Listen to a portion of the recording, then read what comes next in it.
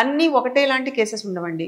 So we have to attend muscle దాని మీద alignments మీద ఇవన్నీ కేసెస్ లో ఇలా వెళ్ళిపోతూ ఉంటుంది. బియాండ్ మెడిసిన్ చేసే కేసెస్ ఐ హ్యావ్ రిస్ట్రిక్షన్స్. ఎలా అంటే నేను ఆ రోజున ఏదైనా సరే ఈ అలైన్మెంట్స్ వాటి చేసేది I have to take care.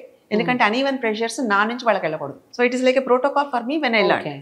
And ఇంకోటి ఏంటంటే తను ఒక చిన్న బేబీలా ఉంది. తను నిజంగా మాట్లాడితే అస్థిపంజరానికి తొడిగినట్టుగా ఉంది తప్ప నథింగ్ వాస్ దేర్. అండ్ షివియర్ చాలా క్రాంప్స్ వచ్చేవి, మెలిదిరిగిపోయేది పొట్ట. సో ఎక్కడ మొదలెట్టాలని అర్థమయ్యేది కాదు. ఇంత దాంట్లో నాది ఏది ముట్టుకున్నా తనకి పెయినే ఉంటుంది, ఏది టచ్ చేసినా, because body is totally painful. But I want enter into her cell. ఆ సెల్లో ఉన్నది ఏముంటోంది, ఎందుకు అలాగా ఆ లైఫ్ ఎనర్జీని అబ్జార్బ్ చేయలేకపోతుంది, that is like my mind question. అలా వెళ్ళాలి అనుకుంటున్నప్పుడు నేను ఇంట్లో నాకు ఫుడ్ రిస్ట్రిక్షన్స్ ఉంటాయండి. తోటకూర, క్యాబేజీ అలాంటివి నేను తిన్ను. మామూలుగానే అలా ఉంటే ఇలాంటి సెషన్ చేస్తున్నప్పుడు ఇంకా కొంచెం ఎక్కువ ఉంటాయి. అంటే వెళ్ళే నాకు డ్రెస్ కలర్ దగ్గర నుంచి ఆ రోజు ఉదయం సూర్యోదయం అయిన క్షణం దగ్గర నుంచి ఐ షుడ్ మానిటర్. ఎందుకంటే లగ్నాలు ఉంటాయి, దీంట్లో అమృత గడియలు ఉంటాయి, మనకి పంచాంగం చూస్తే ఇవన్నీ తెలుస్తాయి కదండి.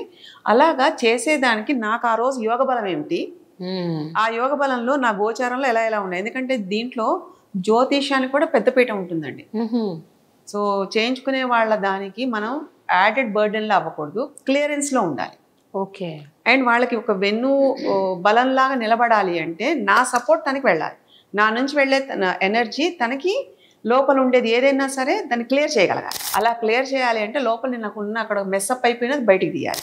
ఇంత జరుగుతుందండి. సో ఇలాగా చేసినప్పుడు పేషెంట్ బాగు కోసం, తను హీల్ అవ్వటం కోసం you go through lot of process. అది it's a part of training అండి. My God.